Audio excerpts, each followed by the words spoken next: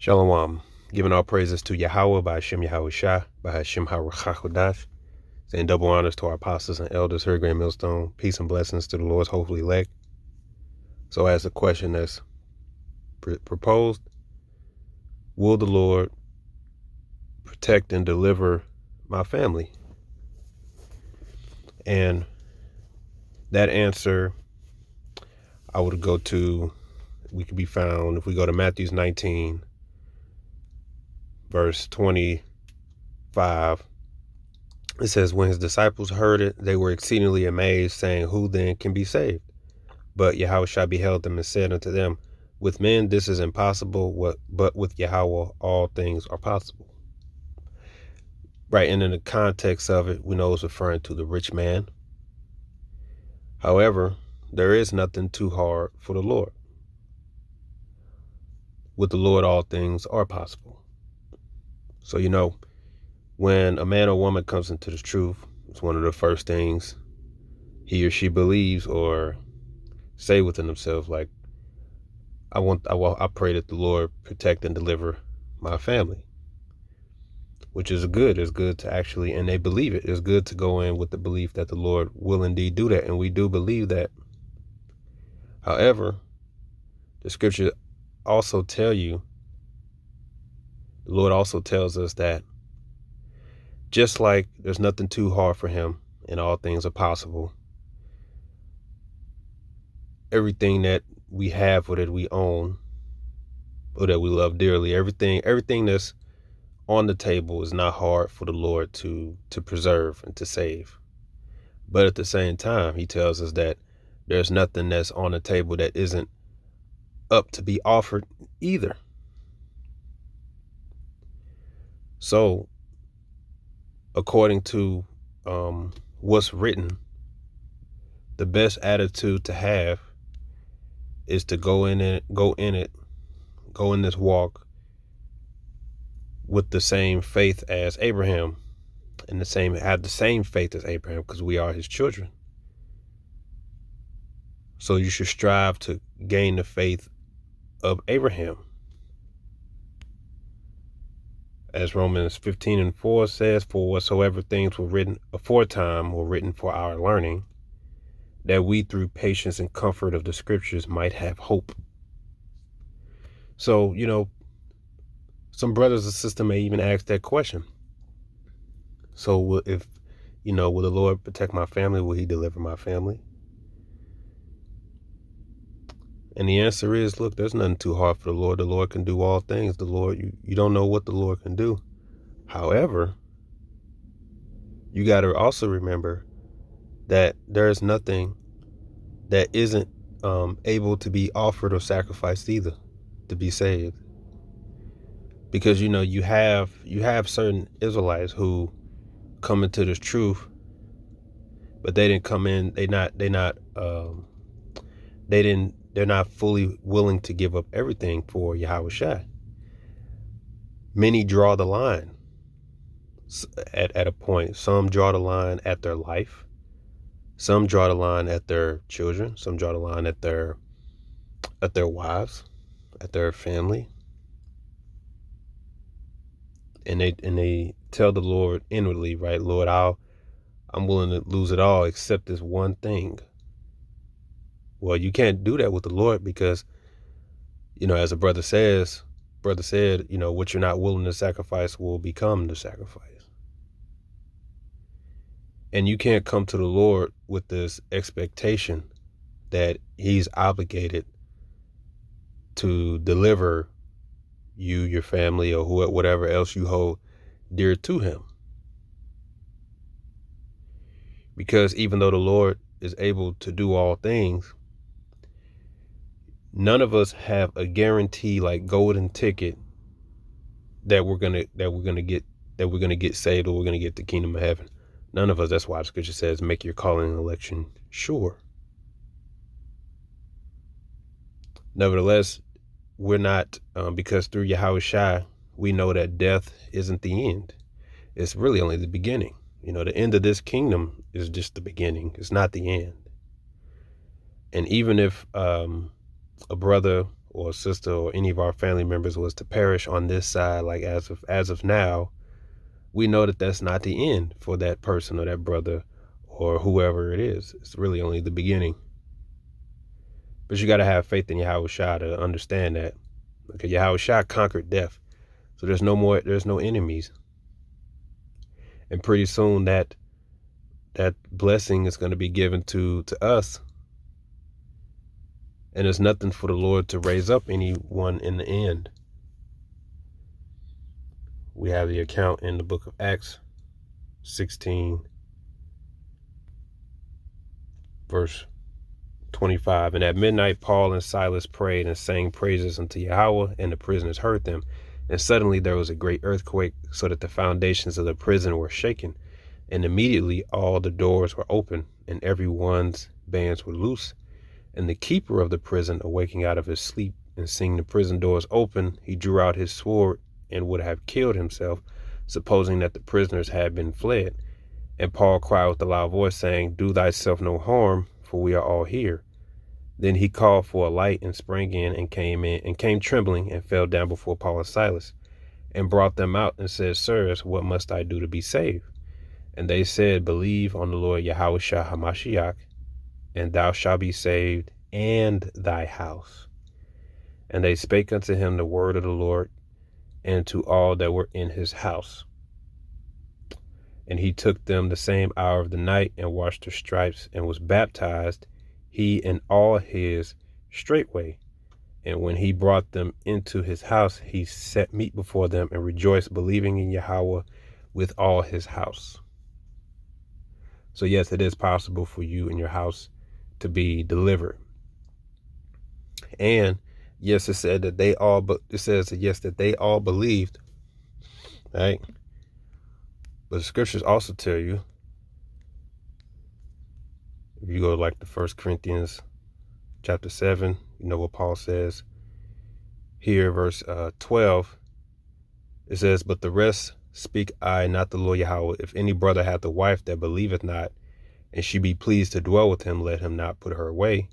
And the woman which hath an husband that believeth not, and if he be pleased to dwell with her, let her not leave him. For the unbelieving husband is sanctified by the wife, and the unbelieving wife is sanctified by the husband. Else were your children unclean, but now are they holy.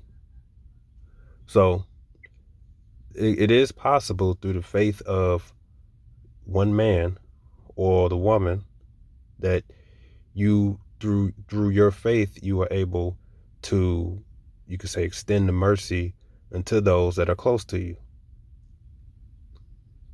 Nothing is hard. Nothing is impossible for the Lord. Right? And the brother in the camp did a lesson, Brother Azar, and he basically said in his video about the topic, and what he basically said was that it don't make no sense for you to, leave the truth for your family, because in so many words, you're their best chance. So even if they don't like you, or they want to separate yourself from you, or they disrespecting you, or whatever it is, in the end, the Lord has the power to humble them in the end, and they might come up under your wing at the end anyway. So as the Yahweh Shah gives us the perseverance to just keep striving forward towards him, because you never know what he can do in the end. I guess I should keep reading. Yeah, it says, But if the unbelieving depart, let him depart. A brother or sister is not under bondage in such cases, but Yahweh have called us into peace. For what knowest thou, O wife, whether thou shalt save thy husband? Or how knowest thou, O man, whether thou shalt save thy wife? And that can be extended to your family and household. You don't know. Because we're going to end it on Abraham, but it's also something that King David said.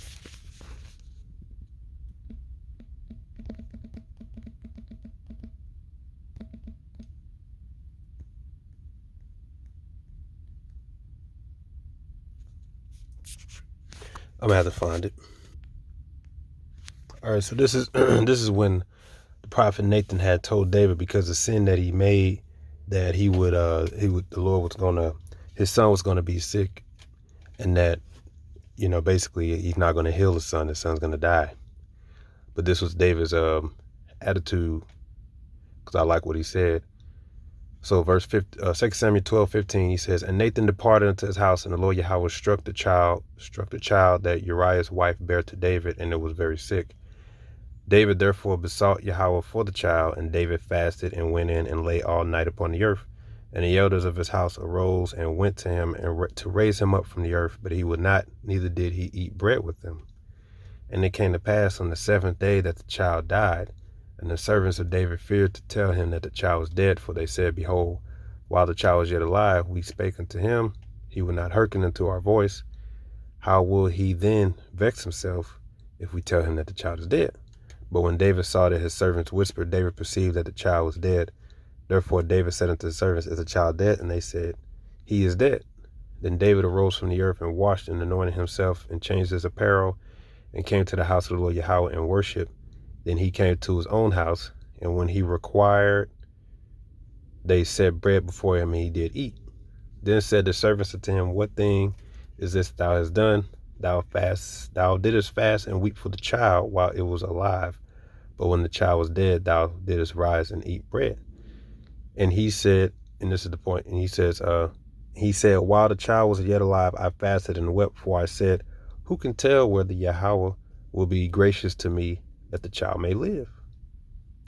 But now he is dead, wherefore should I fast? Can I bring him back again? I shall go to him, but he shall not return to me. So that point right there, he basically said, who knows what the Lord was going to do? You never know, right? So in this truth, if you listen to what Yahweh Shah says in Matthew 10,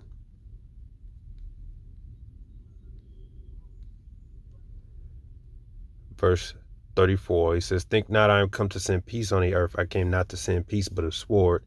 For I am come to set a man at variance against his father, and his daughter against her mother, and the daughter-in-law against her mother-in-law. And a man's foes shall be they of his own household. He that loveth father or mother more than me is not worthy of me, and he that loveth son or daughter more than me is not worthy of me. And he that taketh not his cross and followeth after me is not worthy of me. He that findeth his life shall lose it, and he that loseth his life for my sake shall find it. So Yahweh Shah says that you can't love anybody more than him. Yes, he knows that that's your family. Yes, he knows that that's your rib. Yes, he knows that those are your children. But he's telling you right here that in the end of days, there's going to be division. And all of us strive to maintain peace within our family, within our household, all of us strive to do that. But when there's always chaos or things haven't fallen out, this scripture comes to mind. And we just receive, like the Lord said, division among the household. I don't want it to be the case, right? I want it to be peace. But if this is how it is, and it's just how it is, because every brother's situation is different. Some brothers are at odds with their father.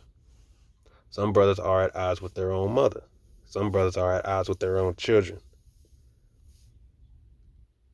And some brother is pretty much cool or cordial with his people. But it's different. And you have to go in it understanding that everything's on the table. Like I said, everything on the table can be saved, but everything's on the table also to be offered. You don't have no guarantee of nothing, not even up to your life, as Yahweh Shah just said here. He that findeth his life shall lose it. Because you got some, like I said, in their heart, they're coming to the Lord with, Lord, I'm with you up until this point. I'm drawing the line right here. You can take everything else, just not right here. Unacceptable. That's unacceptable for Yahweh B'Shem Yahweh Shai. Unacceptable. And many are going to leave the truth or have left the truth for that. I've spoken on it, but, I had guys at the old camp, which none of them are here anymore. They were out there rebuking other people, telling them this, telling them that, but all it took was their wives to threaten them, and they were gone. So for all you know, they didn't care to go out there, and they weren't afraid of Esau.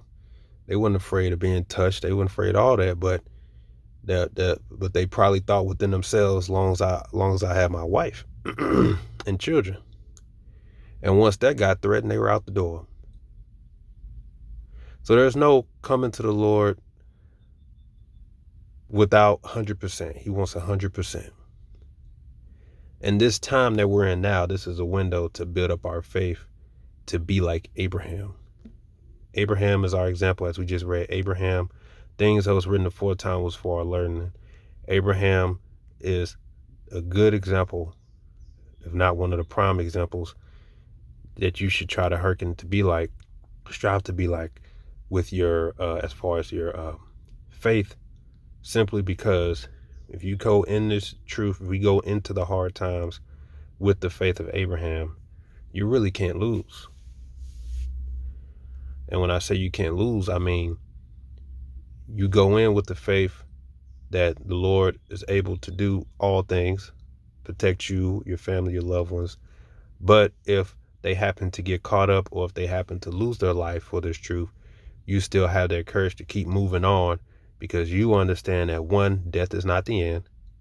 2, Yahweh Shai has the power to raise them up. 3, you're going to see him again in the kingdom anyway. And 4, you love Yahweh Shai more anyway. If you go in with that faith, that's the best equipment to be in. That's the best riches to have. And you have to use this time to build up your faith to get to that point. That's why Yahweh Shai said, ask for more faith. That's what's going to matter. So Genesis 22, the offering of Isaac. It says, and it came to pass after these things that Yahweh did tempt Abraham, and said it to Abraham, and he said, behold, here am I. And he said, take now thy son, thine only son Isaac, whom thou lovest, and get thee into the land of Moriah, and offer him there for burnt offering upon one of the mountains which I tell thee of. And Abraham rose up early in the morning, and saddled his ass, and took 2 of his young men with him, and Isaac his son, and clave the wood for a burnt offering, and rose up, and went to the place of Yahweh that he had told him. So, and you got to remember, Abraham had to wait for Isaac. He had to wait years for Isaac. And he finally got Isaac, and here it is, Isaac's now a young man. And the Lord said, now I want you to go up there, and I want you to sacrifice him. So I can just jump down to verse 10. And Abraham stretched forth his hand and took the knife to slay his son. And the angel of the Lord Yahweh called unto him out of heaven and said, Abraham, Abraham. And he said, here am I. So this is the point. Okay. And he said, lay not thy hand upon the lad, neither do thou anything unto him. For now I know that thou fearest Yahweh, seeing thou hast not withheld thy son, thine only son, from me. We keep going. It says, and Abraham lifted up his eyes and looked, and behold, behind him a ram caught in the thicket by his horns. And Abraham went and took the ram and offered him for a burnt offering instead of his son. And Abraham called the name of the place Jehovah Jireh, or Yahweh Jireh, as it is said to this day, in the mountain of the Lord Yahweh it shall be seen. And the angel of the Lord called unto Abraham out of heaven the second time. Here's the point again. Okay. And he said, by myself I have sworn, said the Lord Yahweh, for because thou hast done this thing, thou hast not withheld thy son, thine only son, that in blessing I will bless thee, and in multiplying I will multiply thy seed as the stars of heaven, and as the sand which is upon the seashore, and thy seed shall possess the gate of his enemies, and in thy seed all nations of the earth be blessed, because thou hast obeyed my voice. So what did the Lord tell Abraham? He said, because now I know you didn't withhold anything from me, and with this I'm going to give you the blessings. And that's why we're here today.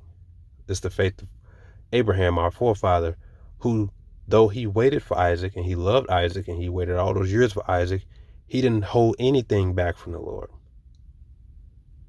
And in the midst of that, the Lord preserved the very same thing that he was willing to offer. And that's the point. You want to go into this, you want to be in this truth, and you want to go into these evil times with the faith of knowing that through the Lord all things are possible. He has a possible, he's able to save and preserve my family. But I'm also willing to lose it all.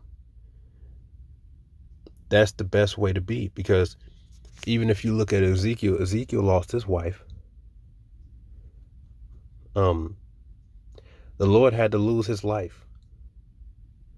So those counts right there is proof that you can lose too. And you can lose your life. So everything is on the table to be offered up. And at the same time, everything's on the table to be preserved. You also have the account where when Yahweh Shah had rose, there was also other dead that rose, and they went back to their homes. And the Lord actually gave me at least one vision regarding that. So once you understand death, you say, look, the Lord can raise them back up. Or the Lord, if I was to lose, let's just say I lost it all, right? Kind of like Job. Let's just say you lost it all in one swoop. Honestly, I would just hope that I had the faith to just keep moving on, believing that for all I know, the Lord just has them preserved, and they're just ready, waiting for America to be destroyed, waiting for me to finish my course. And for all I know, I can enter the kingdom with them all there. They could be on the chariot waiting. Or the Lord can raise them up in the last day. That's the faith you want to strive to have, because then you're prepared for it all. You're basically like Abraham. And look, the Lord already had a ram there waiting. He already had the sacrifice there. He just wanted to see what Abraham would do. So with Abraham willing to offer up the thing he loved the most, in the end, he ended up preserving it, simply because he was willing to offer it to the Lord. That's why the Lord said, he that seek to save his life shall lose it, right? And if you love anybody more than me, you're going to lose it, because in your attempt to preserve and hold on to everything, you can lose it all simply because you won't let go, or you don't love the Lord more. Just like a lot of our people are going to get caught up when they bring that microchip, because a lot of them are going to, one, be afraid for their lives. Two, they're going to be afraid to lose their jobs. But the scripture talk about, first of all, if you take that mark, you're going to be destroyed. Second of all, he talks about a canker. So people are going to get cancer from it. So here it is, the very same thing you're trying to hold on, you're going to end up losing it anyway, simply because you're trying to hold on to it, trying to preserve those carnal riches, trying to preserve your own life. The book of Hebrews 11. So,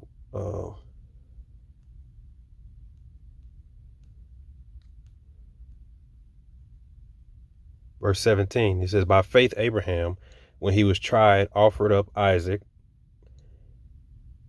And he that had received the promises offered up his only begotten son, of whom it was said that in Isaac shall thy seed be called. Here's the point. Accounting that Yahweh was able to raise him up even from the dead, from whence he also received in him a figure. So Abraham even knew the Lord can raise him up. And look at where it got him. Look at where it got us. So what are you so afraid of?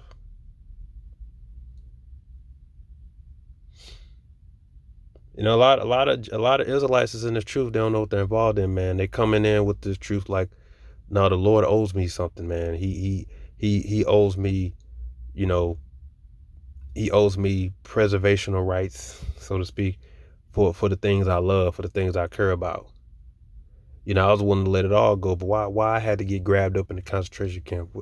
Why I got to get touched? Didn't he say he's going to protect me? First of all, he said you said you was going to get grabbed up. He said, but have faith 10 days, you're going to be delivered. He said, some of us are going to be beheaded. You see, the Lord is telling you that you don't have no guarantee that you're just going to smooth sail through this We have faith that we are because he says that he's going to protect his servants. But he also said some of you going to grab up. And you just think of Yahweh Shai. Yahweh Shai is the most precious thing to Yahweh. He was a man without sin. Yet he had to suffer as if he was a sinner. What did he do to deserve to get grabbed up? Why did he have to lose his life? And what makes you think you're better?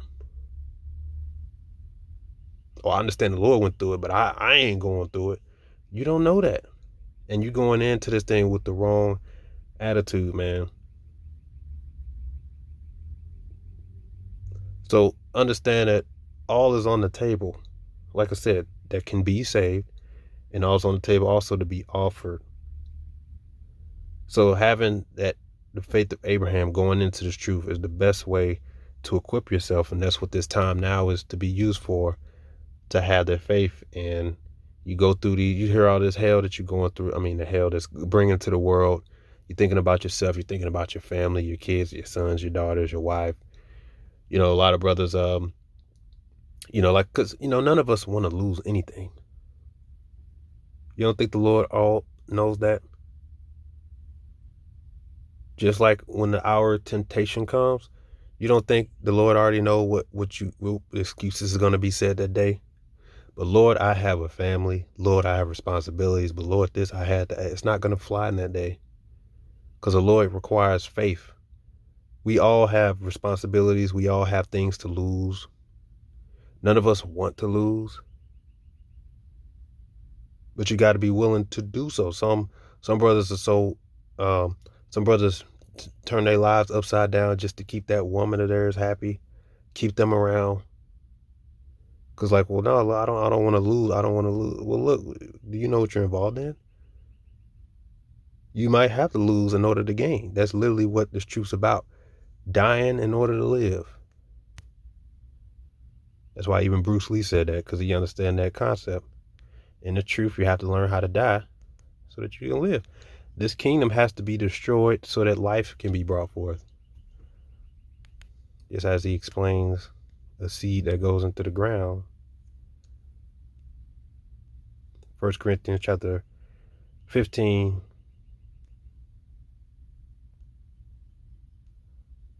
Just to go to the point.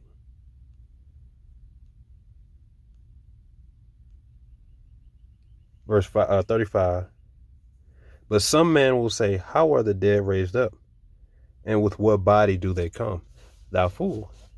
That which thou sowest is not quickened except to die. And the word quicken means to make alive. So he's saying is that when you plant a seed into the earth, well, let me keep reading.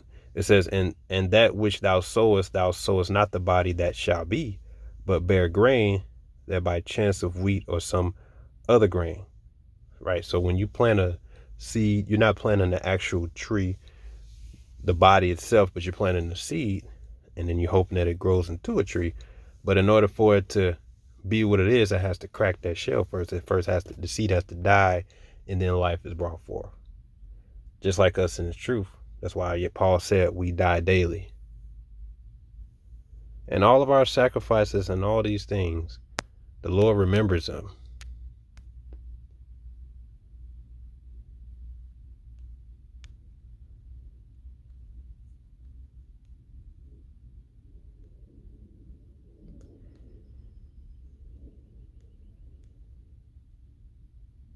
All right, let's see.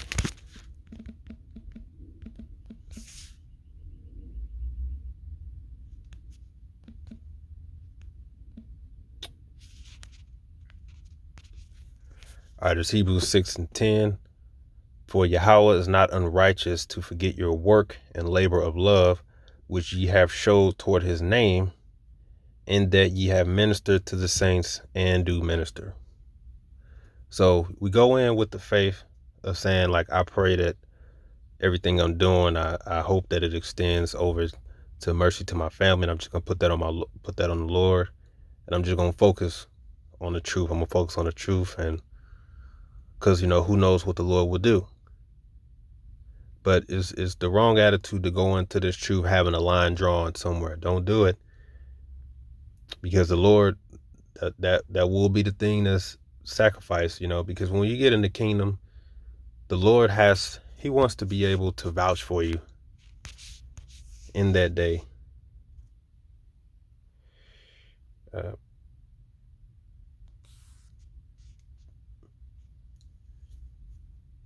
Damn, what is that? I forgot. It's been so long.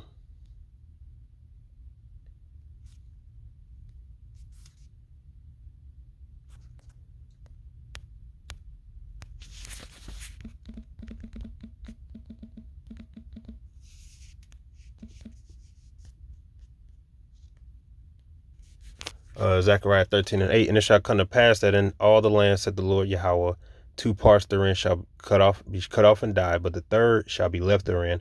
And I will bring the third part through the fire, and will refine them as silver is refined, and will try them as gold is tried. How do you think gold is tried? You got to put it through the fire. What do you think that fire represents? Temptations, afflictions, tribulations, strifes. And that includes your family. And that's another thing. The Lord also told Ezekiel that when he brings evil through the land, throw Noah, Daniel, and there was another man, Elijah, were in it. They shall not deliver. I'll read it. Just you gotta sink it in to understand that everything's on the line. But you go into it with the faith of Abraham. If you're not willing to, Lord, I don't want to lose such and such. I prefer that it happens. But if it's your will, it's your will. The Lord they just might be too wicked. The Lord just says, no, they ain't good. I want them gone. You know, they could be reborn in the kingdom. You got to be okay with that, because you're going to see him again. And really, that's salvation. That's salvation. Look, I got a brother who I don't look like he's going to make it. But nevertheless, I still want to see him in righteousness. So I pray that if I make it in the kingdom, eventually the Lord will show whatever generation he comes, say, look, that's your brother right there. And I'm going to praise the Lord. I'm saying, my brother is saved, because now he's back. He got a clear mind. He's pure. He's good now. But it says, and will refine them as silver is refined, and will try them as gold is tried. They shall call upon my name, and I will hear them, and I will say, it is my people. And they shall say, the Lord Yahweh is my power. So for the Lord to say that, to be an elect, he's got to be in the kingdom. He's got to know, he got to be able to, for him to brag on you, he got to be able to vouch for you. He got to say, look, I put that brother through the fire and he came out on top. He can't say that about you if you're going into this thing knowing that there was one thing that you weren't willing to let go. He drew the line somewhere. He won't be able to say that about you. So for him to be able to say that about you, he got to know that you loved him, that you fear him, and that you fully resolved yourself to him. He can't say that about you if inwardly you were just saying, well, only because the Lord delivered my son. He can't say that about you.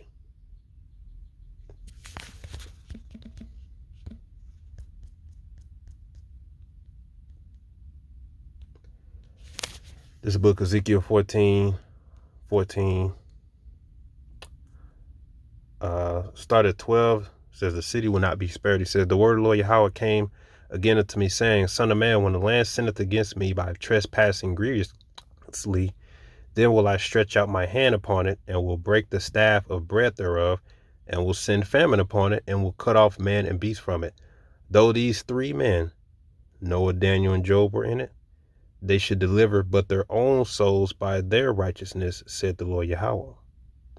If I call noisome beasts to pass through the land, and they spoil it, so that it may be desolate, that no man may pass through it because of the beast, though these 3 men were in it, as I live, said the Lord Yahweh, they shall deliver neither sons nor daughters, they shall only be delivered, but the land shall be desolate.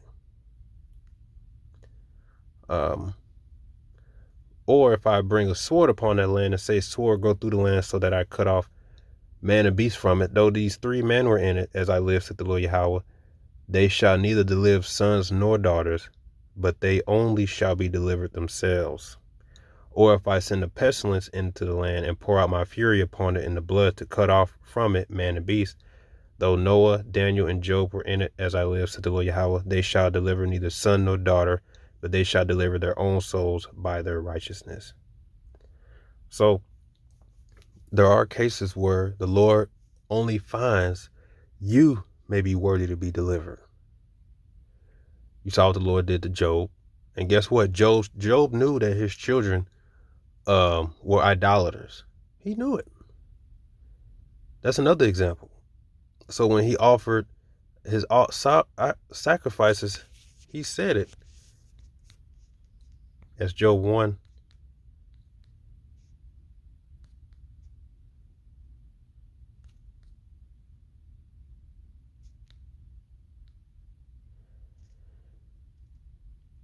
Verse 15, and it was so when the days of their feasting were gone about that Job sent and sanctified them and rose up early in the morning and offered burnt offerings according to the number of them for all. For Job said, it may be that my sons have sinned and cursed Yahweh in their hearts. Thus did Job continually. So Job knew that his children, I don't think my children right. So he offered sacrifices for them. And when the Lord wanted to come and tempt Job, he took those children. You know what I'm saying? So he did what any father would do and still hope that mercy was extended upon them. But that doesn't guarantee that they're going to make it, that the Lord wanted to save them either. You see? And that's another bitter thing you realize when you come into the truth is just because you're righteous doesn't mean your children are going to be righteous. Or just because you're righteous doesn't mean your father's going to be righteous. You can learn that with Samuel's sons. Here it is, you have a prophet of the Lord, but yet his sons were wicked. And it's like, how? Your father is a... But that's not guaranteed neither. So you have to go into this with the faith of Abraham. You go into the faith of Abraham, you can't lose. And you have to ask the Lord to build up your faith to get to that point. And just be prepared for whatever life throws at you. But going in with the acceptance that I pray that I believe the Lord is capable of doing anything. I pray that he does protect my family. I believe he is. But I'm also prepared to go through this by myself if that's what it turns out to be. Faith is the only riches that's going to get us through this. Okay, you have no guarantee you're going to go into this truth with anything tangible. You might be by yourself. And you have to be able to continue to look forward, understanding that one, death isn't the end. It's not the end. It's only the beginning. I'll end it off on that because, you know, we can go all day.